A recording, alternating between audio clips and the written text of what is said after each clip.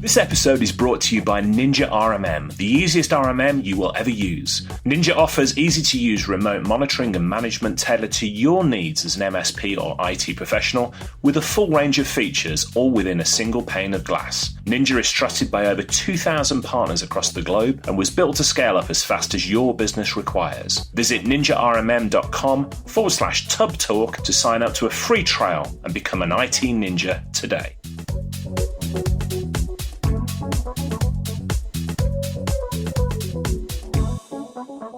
Hey folks, Richard Tubb here with a very special interview with a very close friend of mine today. Now, if you're a regular listener to Tubb Talk, then over the past few months, you'll have become familiar with a new voice on the show, a gentleman who introduces my interviews to you as the listener. That voice belongs to Geoff Nicholson, who is joining me today. Now, many of you know that I've recently got married up sticks from my home in Birmingham and moved to Newcastle upon Tyne in the northeast of the UK. The business community here has been absolutely incredible welcoming me, and I've made a lot of new friends, none more so than Geoff, who has been an amazing source of strength and inspiration to me. Geoff is a performance coach who specialises in the field of high performance, resilience and stress management. Geoff works with high-performing individuals and organisations, supporting them to get the maximum performance and productivity with the benefit of creating a better harmony between work and life. Geoff Nicholson, the voice of Tubb Talk, welcome to the show. Thanks, Richard. Lovely to be here. So let's start out by talking about what performance coaching is. I know you're certified in life and success coaching, clinical hypnotherapy. That's a tool I've actually used myself on a weekly basis for a number of years now, as well as neuro-linguistic programming. But for the uninitiated, what on earth does all of that actually mean, mate? No, removing all of the labels. Ultimately, for me, performance coaching is about getting that individual, if we take it right down to the core, that individual to work at their most peak level, but also to live at their highest level as well. Because for me, it's all very well in working on the work side, but actually life has got a big element to it as well. So making sure that they are implementing strategies and they're being resourceful for what skill sets they already have, and then utilizing them to output the maximum beneficial results for them. How did you get into this then? So we've talked about neuro-linguistic programming, we've talked about clinical hypnotherapy, life coaching. What you do is essentially, I'm going to say, an amalgamation of all these things and helping people to do things better. How did you get into that? Okay, so my background initially was always going to be working for a family business, which was confectionery of all things. Then from that, I actually was a printer, and I went through a sort of a life-changing crucible moment where I got meningitis twice within a 12-month period. And that resulted in me actually being off work for about 6 years. I was bedbound for 12 months, sleeping 20 hours a day. Stuck in the house for 4, needing a wheelchair and walking stick. And I went through clinical depression, hyperanxiety. And it really all came to a point where ultimately it was in January 2006. I remember kind of like going through things, and I remember looking at my wife and the kids going, I cannot put them through it anymore. So I actually left the house with every intention to commit suicide. I knew where I was going to do it. I knew that I could get to 90 miles an hour. I knew with a seatbelt off, that would be it. And as I was driving towards the oak tree at the bottom of the road, I kind of like, I guess you're going through that moment of temporary insanity is how I describe it. And then there was a moment of clarity where I heard my 5-year-old son at the time, Will, my eldest's voice saying, "Not now, Daddy." And he just kept shouting and shouting it in my head. And there was just a moment where I slammed on the brakes, pulled to the side of the road, and, all the emotions going as well. But there was this driven determination to go, right, 1, I'm going to get my life on track. 2, I need to find out what, as a mission, I guess, on my life, what is it that moves people from this moment of desperation to how can they live an inspired life? And through that, it was firstly very selfishly, what do I need? So the hypnotherapy came in not because I wanted to turn anyone into thinking they could see chickens or anything like that. But it was really about language. How are we talking, NLP as well? How do we talk to ourselves, and how does that affect the outcome of that? And also, what are the power of language is an amazing thing. And then with the life coaching, because I know it gets a mixed bag of what they think it is. It's woo-woo and all of that sort of stuff. Ultimately, life coaching and success coaching for me is all about how can you be the best version of yourself and live the best version of your life you can. Because I think the biggest challenge is, like me during the time, I was settling for mediocrity, and I refused to allow myself or any of the clients that I work with or any of my family to go, this is all I am capable of. Because I think there is so much more potential to us we just don't really know. So that's really how I got involved in that. And it's been a mission ever since. Wow. I mean, first of all, thank you for sharing that story. That's, incredible. I think it's going to resonate with a lot of people listening today. It certainly resonates with me. Let's talk a little bit about mindset and performance and how it relates to that. So I consider myself a high performer. If I say so myself, I'm very focused, very driven. I know many of the listeners to the show will consider themselves high performers as well. But at the end of the day, we're only human. I'm only human. I'm not a machine. If I want to maintain that high performing nature, you need to look after yourself. Otherwise, you can end up in a situation, as you've shared, I've had something very similar myself, and I know many of the listeners to the show have as well. If you want to maintain that high-performing nature, what do you need to do to look after yourself mentally as well as physically? Well, I think there's two things. I think is quite often we are wrapped up in, we've all heard this word hustle banging around all over the place. And this misconception that what it means to be successful is to work, 50, 100 hours a week in order to get the results that you want. Now, in my personal experience, I haven't found that. In fact, majority of the people that I've spoken to, worked with, or interviewed, they've needed to reduce that attitude in order to produce the results that they're wanting to. Because there's two elements to it. There's one, if you are doing something that you are that you enjoy, or you look at your career, that's a big part of your life. But there's the other element as well. And when you talked at the beginning about balance, and balance, if we're wanting to, harmony, if we're wanting to achieve that level of happiness, fulfillment, which I believe that all of us are looking for, we have to understand that it's about the energy that you put into it. So if you're putting all of your energy and everything in your performance, I guess, towards your career, then actually what you're doing is you're neglecting another really key part of what's going on in your life. I've worked with plenty of people who have kind of like got home and realized that their wife or partner has just gone, actually, you know what, this isn't working. And they're gobsmacked of how this has happened. And it's simply because of taking their eye off the ball and just been focusing their attention onto something else. The other thing is I can, from a man's point of view, is men can't talk about their emotions. Men can't stand up there and go, I'm really struggling. And I think that we have to snap out of that attitude, because we're human beings, and whether we like it or not, all human beings need to have that care and attention for themselves. We need to listen more to what is going on with ourselves, because if we're not listening to it, I didn't pay any attention to myself. I just let myself, stuff wasn't going on. I wasn't happy. I didn't talk about what was going on. So actually what really meant is my performance completely dived. Statistically, what they say is the more stressed you get, you can lose your effectiveness by about 45%.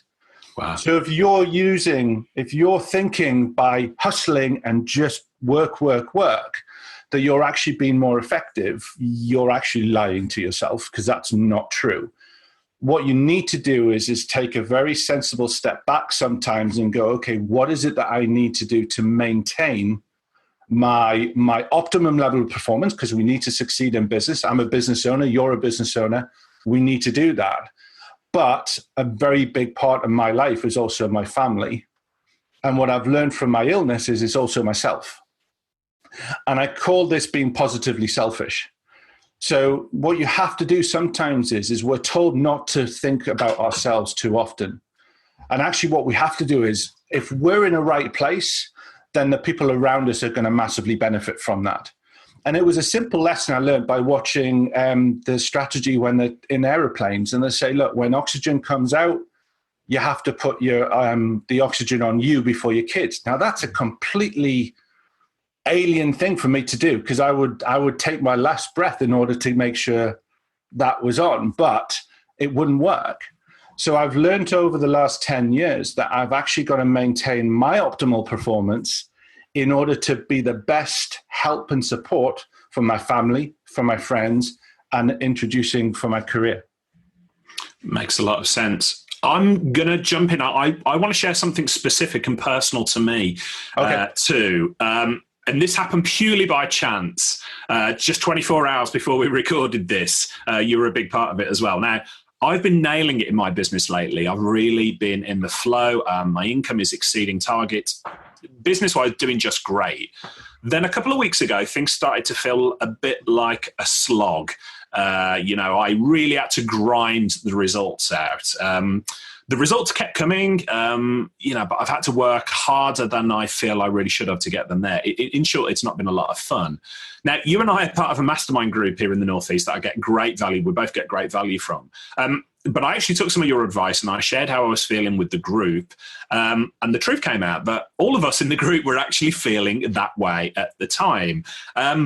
I'm going to hand it across to you at this point because, I think this is sort of serendipity that this happened just before we recorded. This wasn't planned, but I think this is a great example of me, somebody like me, a high performer, focusing too much on the business, too much on the results of the business, and not listening to the signals I was giving out. So tell me the advice that you gave, not only to me, but to the rest of our mastermind group. Yeah, so really, for me, the core thing is when you are focusing, we talked about the blinkers before, and you are putting all of your energy and efforts into your work, you've also got to understand the personality you are. You're a very sociable person. You like being around other people. And I work at home like you, and sometimes we can get stuck in that work at home mode. And we don't stop and pay attention to actually what are we really feeling? Do we need to jump out and go and get our social fix or whatever it is? And what's really important is that we learn to manage that, because the key thing is our mental, emotional, and physical energy needs to be respected. That's the first thing. And when you respect it, you learn to manage it effectively as well. We talked about emotional and energy management. And what happens is when you know that is going on, there are going to be telltales or something like that, whatever that means. Telltale signs, yeah. Yeah, that's it, yeah. So there are going to be telltale signs. But the difference is the person who thinks that is to be ignored is going to sink faster and deeper. The person that can be man enough, human enough, woman enough to go, okay, hands up, I'm not in a good place, and takes a step back is actually going to recuperate that energy and that physical, emotional drain that's going on a heck of a lot faster than someone who is just ignoring that and entering the brick wall zone. So I think for a lot of it it's really about the conversation really with the mastermind was, okay, we need to respect our energy levels. And if we're not in a good place, okay, take a step back and ask yourself why, because you will know the reason why. That's the one thing is, I don't know. But actually we do. We just sometimes don't want to admit that I've overdone it in X, or I'm not getting enough of Y, or whatever it is. And I think by becoming more self-aware, which ultimately is the philosophy of mindfulness really, is once you become self-aware of what's going on, you actually make those decisions quicker, which then means that you're not taking yourself down that, if you want, negative or destructive path for too long. Yeah. And some of the advice you gave me, I'm a systems guy. You know that. You're a good friend of mine. You know, everything gets put into systems. You know, it's my programmer's background. And one of the systems that you shared with me was, hey, you know, don't wait until you get these red flags. Don't wait until it's a grind. Put systems in place to keep those energy levels topped up. So as you've already said, I'm very gregarious, very social. I enjoy spending time with people. What I've had a tendency to do is get my head down, work on the business until I hit that brick wall when it becomes a grind, and then say, I'll pick up the phone and I'll maybe go out for a beer with a friend or organize a lunch with a business friend or whatever. The advice you gave me was put a system in place and just make sure that you're regularly doing those things. Absolute common sense, except, you know, I overlook those things because I think, like most people, men especially, I don't give enough importance to the level of importance that keeping yourself mentally tip top and keeping your energy levels topped up actually means. Well, yeah, and you know, you use the calendar as a great example. You know, for many people who run their business, they live by their calendar. You know, phone calls, emails that need to get done, you know, projects that have been working on will all go in, and many will say, if it's not in the diary, it'll not get done. Yeah. So one of the things I suggest with my clients is when you look at because I generally plan my month ahead. So what I do is I look at my month and I go, okay, this is what is going to get done. But the first thing that goes in my diary is the personal stuff. It's not the business stuff. The first thing we'll go in is when am I going to have family days or family periods, and that might be in the evening because, you know, I'll do a lot of coaching calls during the evening. Or when is it that I'm going to take some time out to, you know, go for a walk or whatever it is. All of that goes in because now I respect myself as much as I respect my clients. So, and this is about being positively selfish. So if it is, you know, I'm not anal about it, but there may be, you know, on an evening, I'll go, do you know what? I'm just going to crash out. I'm just going to go on the Xbox and I'm just going to have a blast for an hour. And then I'll go back and do some work because it's freed some stuff up. So for me, if going to the gym is important to you, so some people will put going into the gym, you also need to put other stuff. So I have meditation, I have journaling time, I have all of those sort of things that go into my calendar. So I know exactly what I am doing, and I am respecting the downtime as much as I am the work time. Yeah, makes absolute sense. Now, I want to address something here because you already mentioned the word earlier on, and I think it is worth addressing. It's almost the elephant in the room here, and that's the idea that all of this sounds great, but it feels a little bit woo-woo. I know myself years ago when I first came across the idea of hypnotherapy, and then that led to meditation and journaling and all of these great things. I know this stuff works. And this is a system like any other system, it works to keep. But for the uninitiated, I know I was certainly this way. When I first came across the idea of hypnotherapy, I'm like, this sounds a little bit hippie. This sounds a little bit woo-woo. And there's something else I want to address just before I ask you, your thoughts on that. The listeners to this podcast are going to be the owners of IT businesses in the most part. And that means, for the most part, they're also going to be men. We had Melissa Saar from IT Glue on a previous episode. She was talking about the challenges of being a woman, one of the rare women working in IT. That's something we as an industry have got to fix. But the fact remains that most listeners to the show are going to be male owners of IT businesses. And I'm going to take a punt here. They're going to think of this all as very woo-woo and dismissive.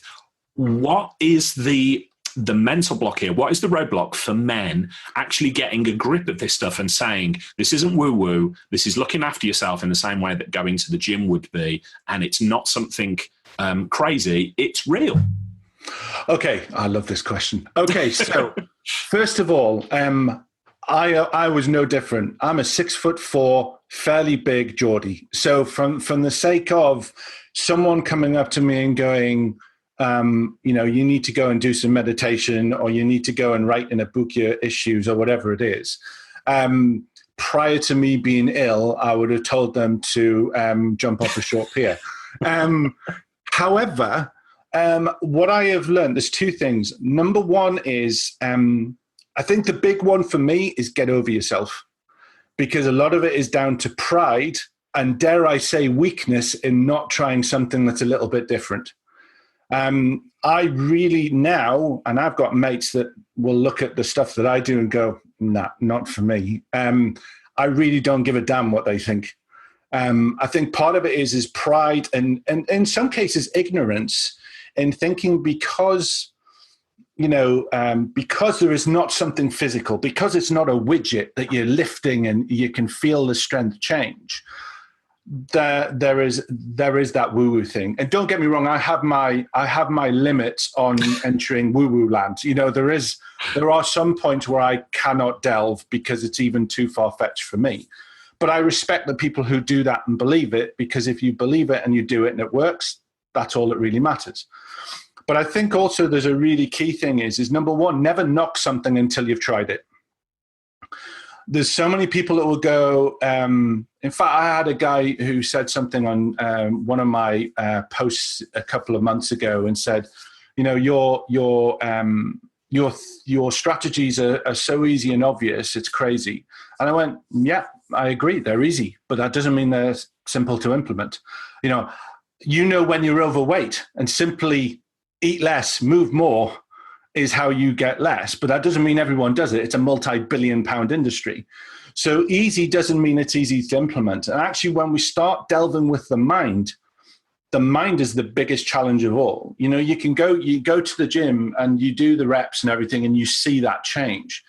But it's when you are going to the gym and working on it for that small period of time, you see the change. When you are working with your head will throw so many sabotaging things to you that deliberately is diverting you off track, and you have to be resolute to go, no, this is what I'm actually doing. And to do things like, hypnotherapy, meditation, mindfulness. I've interviewed over 100 people for my show, and most of them are thought leaders, business leaders. We've had yourself on. There's not one that I've spoken to that doesn't implement something like that. You look at, the traditional ones, Tony Robbins, how much is he worth? How successful is he? I work personally with Jack Canfield, was mentored by him. He swears by it as well. There's a reason why these people do it. It's not just let's follow the track and everyone's doing it. It's these people wouldn't do it if it didn't work. And I think a lot of the times is, journaling. I once thought journaling was just something my 14-year-old sister did. Yeah. And my mission was to find that and use it to emotionally blackmail her, to get one up on her. That was my mission. But actually, there's an awful time when you see people walking around with the notepads and they're documenting everything. And, that's a really important. So I think a big thing is get over yourself, try it. If you don't like it, no problem. But don't diss it until you've actually tried it, because when I'm working with my clients, I don't take excuses full stop. When they say that they won't do it because it looks stupid, it's not good enough for me. Do it. And if it feels stupid, then don't do it anymore. Or if you're not getting the results, fine. But just because someone says, meditate, it does not mean you have to shave your head, wear that orange robe and wear Crocs. What it means is actually for once in your life, you are taking some time to focus on you. And, there's evidence of how it helps blood pressure. There's evidence of how it helps concentration, creativity, generally how your body works. That's because how much time do you actually take just to sit down for 10 minutes and focus on nothing but your breath, rather than going, well, I need to do this email, I need to do that. It's the hardest thing in the world when we first get started. So I think the big one is if you want to create the exceptional, which is what I'm all about, you've got to try these things. If you just want to carry on doing mediocrity, whatever that version is in your life, then keep saying that you're not going to do something because it looks stupid. Mm-hmm.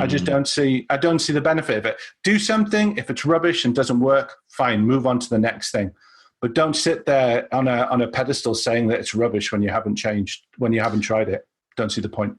Could not agree more. And personally, for me, meditation, I use the Headspace app, which is absolutely fantastic. 15 minutes a day. We'll include that in the show notes, actually, a link to the Headspace app, because if you're thinking meditation is all woo-woo and hum and all those other things, just try it, because as Geoff said, every single person that I've interviewed for my podcast, all of the highly successful people in the IT industry have got some sort of mindfulness, some sort of meditation practice in there. Let's talk specifically about journaling. Okay. I recently did a shout out for a guest interview I did with Chris Ducker on his Youpreneur podcast. And we talked about my journaling practice, which to many people, journaling feels as though it's, as you say, it's like a teenage diary or whatever. It's so much more than that. Ducker told me the other day, he said he'd had a phenomenal feedback to that episode where I talked about journaling. So, the Youpreneur community is some of the most successful business owners in the world across there. So again, this is not a woo-woo thing. This is a real thing. What does business journaling mean to you, Geoff, and what benefits does it bring? Okay, so I used to keep two separate journals. I used to keep a personal journal, and then I used to keep something called a business playbook. And that was everything that I was doing, experimenting with, and everything would go down in a book. Every tweak and everything would be recorded, so I could go back. And for me, it was easy to replicate. So for me, but what I ended up realizing is that actually they shouldn't, for me personally, they shouldn't be separate. And there's a couple of different things. Number one is you have to find your journaling style. So for you, it may be free writing, which basically just means grab a moleskin, put a date on top or a reference, and just dump your thoughts. The other thing is sometimes people need more structure. So there's things like the 5-minute journal, which you can actually get as an app, or you can actually get the physical book. There's other apps like Day One or Journey. I use Journey for my free writing things. But the one that I found was really great with structure for me personally was something called the Best Self Journal. And the reason why is for me, it had some very key structures into it, something that I teach all my clients, but I found it in this one book. And there was a couple of things. We've talked about gratitude just before you talked about that. For me, there is a reason why you have to focus on the gratitude. Now, if we take it from my point of view, when I was housebound, wheelchair bound, didn't want to be around my kids, sleeping 20 hours a day, I was grateful for just being able to walk from the front door to the front gate, or to be able to actually sit with my children for 10 minutes to watch Scooby-Doo or whatever the heck it was.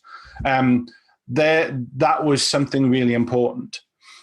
Gratitude makes you get centered on actually what's important, because I think sometimes is we don't really look at that and go, okay, this is, we're busy about this hasn't been done or this hasn't been done.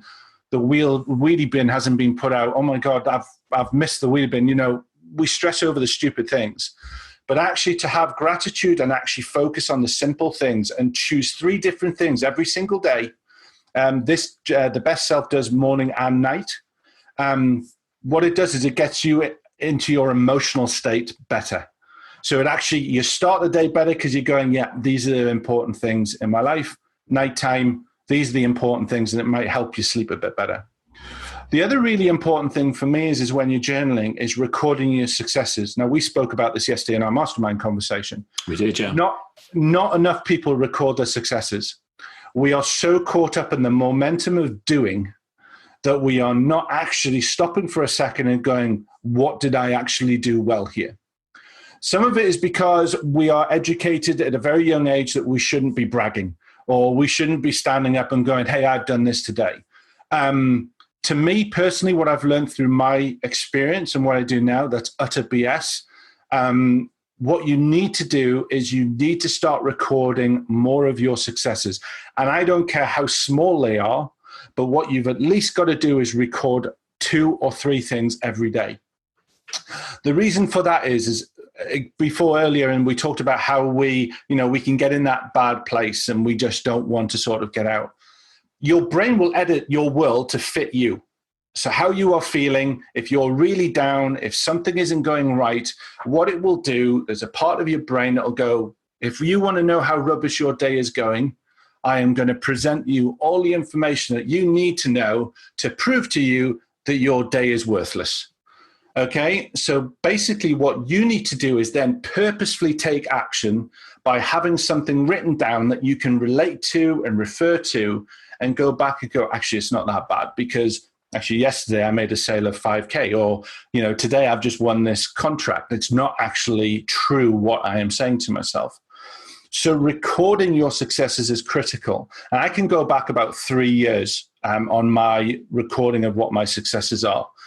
Whenever I'm feeling bad and I go through moments of depression, that's just something I do. I'm not ashamed to admit it or anything.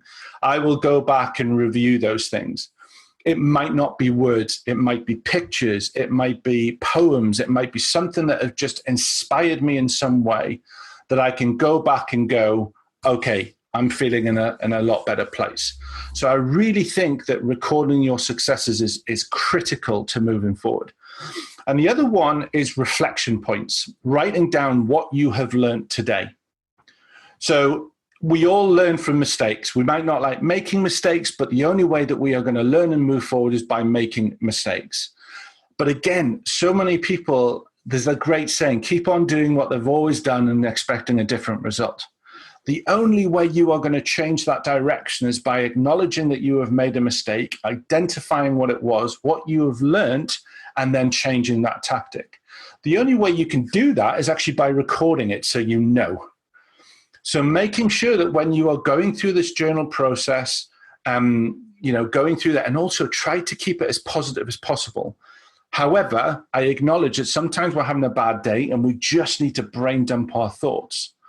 The other benefit with brain dumping your thoughts in your direction, whether it's business challenges or life challenges or however you want to use that journal, is you are actually taking it out of your head and putting it onto something solid.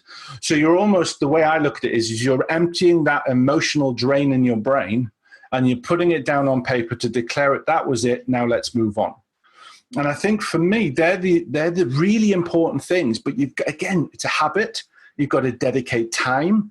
It's not always easy to do when you're feeling rubbish, but by doing those things, once you've found how you want to journal, then all of a sudden is you are able to just get that habit in. Again, this is something successful people do all over the place. So it's in NLP, we talk about modeling. If people are doing it and they believe in it and they are being successful, then we have to adopt some of those strategies, because they obviously work for them. But the only way we're going to find out if they work for us is by doing them, not by sitting on that pedestal again saying, oh, it's stupid, it's only for 14-year-olds. Then fine. And if you don't want to journal, fine. But if it's something that may help you, you'll never know because you're just not settling for it. Mm. You've referred to something there that I want to pick up on, and that's the fact of actually physically writing it down. Now, you're a big tech fan. You love the use of technology the same way that I do for making life easier and more efficient. Yet you write, and listeners can't see this at the moment, but you're holding your journal up in front of me. I've sat next to you at conferences. I've sat next to you during meetings. And like me, you've been using a pen and paper to write your thoughts down and to write your notes down. Unlike me, which basically looks as though a spider fell in a bowl of ink and crawled across the page, your notes are absolute work of art. So first thing, I just want to demonstrate this to the listeners. Can we get a screenshot, a photograph of a couple of your pages of original notes? I'm sure I can sort something out. We'll include those in the show notes. But what is it for you, Geoff, about the physical act of writing instead of the quicker idea of, sort of typing things down? Okay, so to me, this goes even deeper than writing. I'm dyslexic and I really hate writing. Evernote is my go-to place normally. But what I find is two things. Number one, I take a long, long time to find the journal, because to me, this is my success in the cover. Really, that's how I look at it. Like volume 59 or whatever it is now. And I want to get a book that emanates that, so the one that I used to use just moleskins, but then I was like, no, that don't cut it. So then I got these ones, which is leather bound. It looks like like an adventurer's journal. I remember speaking to my kids when we got it. I was like, this is like Indiana Jones's little book, because I like me films. And I think for me, when you are typing, you can edit. And for me, what it's important is to catch exactly what I am thinking at that moment in time. I'm a perfectionist at heart. So if something doesn't match what I'm writing on the text on the computer, I will go back and I will remove it and I'll put it exactly what it was meant to be. So for me, there is a tactile, I am committing this to paper. It is decreed in the history of me. This is what is going on. And also I can, the thing that you can't do on technology, although the iPad Pro with the pencil and the stylus kind of like tech, that does help, but it allows me just to have that free flowing creativity. I like to doodle, I like to draw mock-ups or, mind map or whatever it is. So by having that dedication to that, and it has regular things. So I have I might have my budget in here. I've got poems in here. I've got quotes that I love. It's that thing where I can go to it and go, okay, I need to get into my space. And it's something that I love to sit in a coffee shop with a nice latte and just sit down and dedicate some time to work on. That, and actually a strategy that now I adopt after knowing you is I then take a photograph of it and I stick it in Evernote with the hashtags. So when I'm writing stuff about my family, it's hashtag family. When I'm writing stuff about business, it's hashtag business. It's easy for me to be able to locate it on Evernote. But that's really the importance for me. And it's just about, I deserve it. So therefore I'm going to put the time into doing it. The neatness actually is a perfectionist thing. So I don't know whether it's a good thing or a bad thing. It's a beautiful thing, and the listeners will agree when they see. I mean, these are works of art. These, but so it's and it's like an interesting journaling is one of those things that a lot of people ask about. It's my most successful video on YouTube when I was reviewing a journal. I think it's about just giving yourself some time and getting into that, and it's being able to look back and go, oh, this was this business idea I had ages ago. I need to either reinitiate it or bin it. And it's just that, it's the recording of history. I love it. Let's go from low tech, pen and paper, to high tech. We've already alluded to the fact that, like me, you are come on, let's call it what it is. You're a fellow geek here. I am. I love it. Your tech. What are some of the apps that you're using at the moment that you just couldn't live without? Apps, tools, websites. Okay, so some of the apps that I use on a day-to-day business is Trello for my projects. Because I like the, is it called Cabana? I think it's called Cabana, whatever it is for the columns there. But for my day-to-day tasks, I use Asana because I like the lists. Yeah. Kanban, isn't it? Yeah. Kanban, sorry. I was thinking of coming back from the holidays. Okay. So, and because for my day-to-day tasks, I just want a list. I don't use the Kanban thing. So Trello and Asana.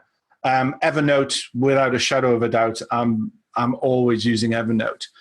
The other thing, what I've really got into is the AppSumo briefcase. Is a website that I absolutely love because it's a low cost subscription, but the platforms and applications that you get, you never pay any more money for it. But it's that subscription. And there's been some amazing tech. I know we often talk about the tech that comes. Yeah, let's share that. I mean, so many people will be familiar with AppSumo. If you're not, then it's a great website to check out. AppSumo regularly do fantastic offers, lifetime access to some really cool and innovative tools, for say $25, $50 as opposed to hundreds of dollars a year. Last year, they released something called Briefcase. And what Briefcase is, it's a flat fee. Is it $50 a month we're paying at the moment, Geoff? I can't recall. Yeah, I got early adopter, so I'm not. So I'm grinning. Yeah, but it's around about that. Let's call it around $50 a month, and for that you get access to all of these tools, and they keep adding more and more tools. Yeah, they do. Video chat tools, project management tools, invoicing. There's just a wealth of stuff there. So that is what AppSumo Briefcase is. Fantastic, isn't it? What are you using within Briefcase at the moment? I think actually the question, Richard, possibly is what am I not using? So I use the SEO report tool. So it basically analyzes my site, tells me what's good and bad and what I need to change. That's going all the time. The other one I'm really using, or I'm experimenting with at the minute, is Content Studio, which is a one that fits into my WordPress site, and I can manage all of my social media and my content for my blogs and stuff. That I'm really interested in, because that's going to save a huge amount of time to do that. There's loads. It's overwhelming. I mean, the bottom line is it's $50 a month or there and thereabouts. Yeah. For this smorgasbord of tools. Yeah. So not to make this into an advert for... No. But I think it's also important to know that if you leave, you lose everything. Yeah. So once they have got you, they have got you.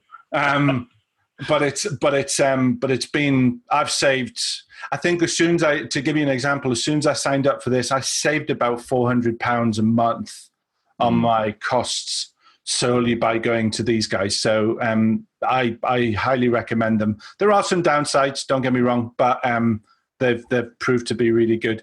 And the other platforms are one called Set Up, which is only for Mac users. So I don't know how many of your listeners listen to Mac, but what they basically do is they give you, again, $7.99 a month, and they give you all of these apps for that membership. That's been really, really cost effective. And then the other one really is Audible or Scribe. They're the big ones for my own sort of self-development, or even just fiction fix. That's a sort of a big one as well. Thanks for sharing those. We'll include links to all of those in the show notes there, because there was quite a few tools to get through. Again, another something I've been aware of in high performers, people are very successful, is they look for these apps. They use technology to serve them, to make life easier for them. Absolutely. So yeah.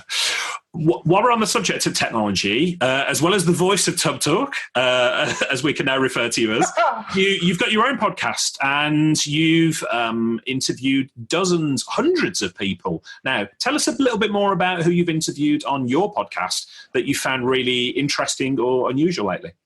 Okay, so it's called the Success IQ podcast. It's helping you create and live an exceptional life. That's the promo. So I've had the big one, the really ones that really got me thinking and have been great guests. I've had Stu McLaren on. Stu McLaren talks about creating tribes and memberships and communities. He used to be one of the owners of Wishlist, I believe, at one point. He was on. Chris Ducker's been on. Had him on. That was a great interview, because Chris had made a massive impact on my life, was going through changes, which from his first book, and obviously now he's written another book, which is cool. We've had Mike Morrison, who talks about memberships. He was brilliant, and he's a local as well, which is really cool. You don't get many local podcasters. But it's doing that, and there's been a list. I mean, we're nearly up to our 100th episode, and then we've got a few in the reserves as well. So it's been really, really good fun. And I think that the important thing is there's key things for everyone. So whether it's SEO or leadership or whatever it is, it's just about helping people get their fix for what they need to do. Yeah, great. So for anybody listening to this, go and check out Geoff's podcast. That's Success IQ podcast. Now, you mentioned Mike Morrison. You mentioned membership sites. Mike, just up the road from you and I here in Newcastle upon Tyne. You've recently launched your own membership site, haven't you? Tell me a little bit more about that, and what was the thinking behind launching a membership site?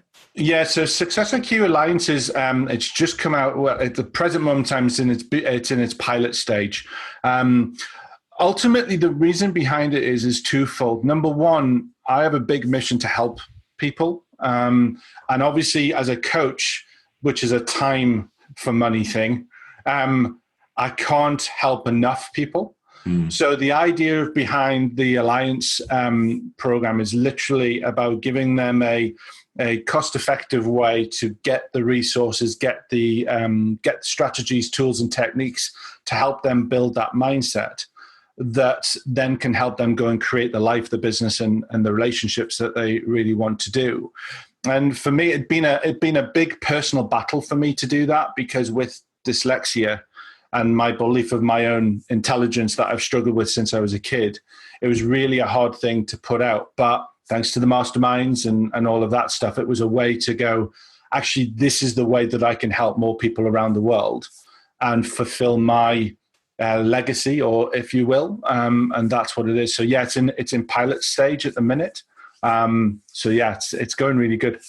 Fantastic. If people want to find out more about that, and I'm pretty sure there's going to be a lot of listeners listening to, the advice, the value you've given here, and think, this is somebody I want on my team. How do they find out more about that?